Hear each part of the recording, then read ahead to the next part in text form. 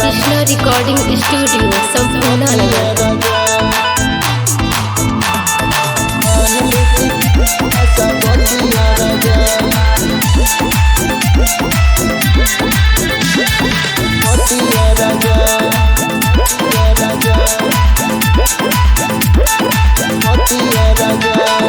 जनी जा कमाए कलकतिया राजा मन लेती तनिका सबतिया राजा। जनी जा कमाए कलकतिया राजा मान लेती तनिका सबतिया राजा।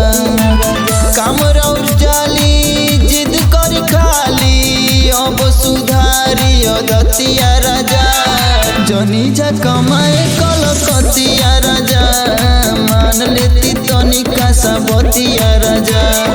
जनी जा कमाए कलकतिया राजा मान लेती तनिका सबतिया राजा।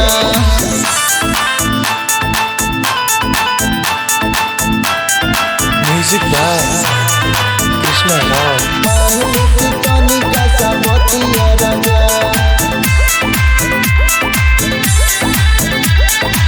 कहनी डर के रहेले फरक के तनी ध्यान रख राजा जी घर के।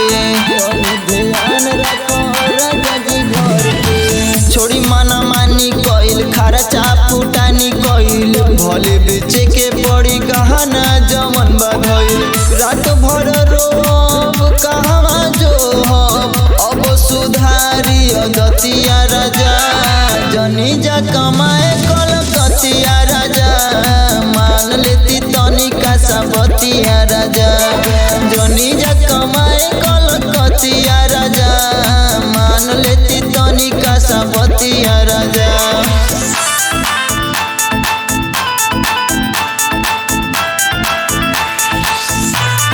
जनी जा कमाए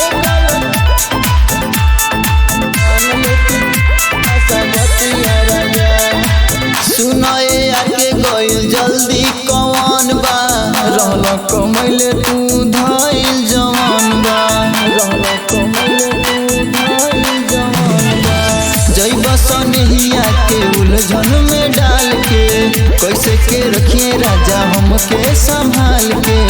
जानी जमाना तुम्हारे लगी ताना जाई नसाई जतिया राजा। जनी जा कमाए कलकतिया राजा मान लेती तनिका सबतिया राजा। जनी जा कमाए कलकतिया राजा मान लेती तनिका सबतिया राजा।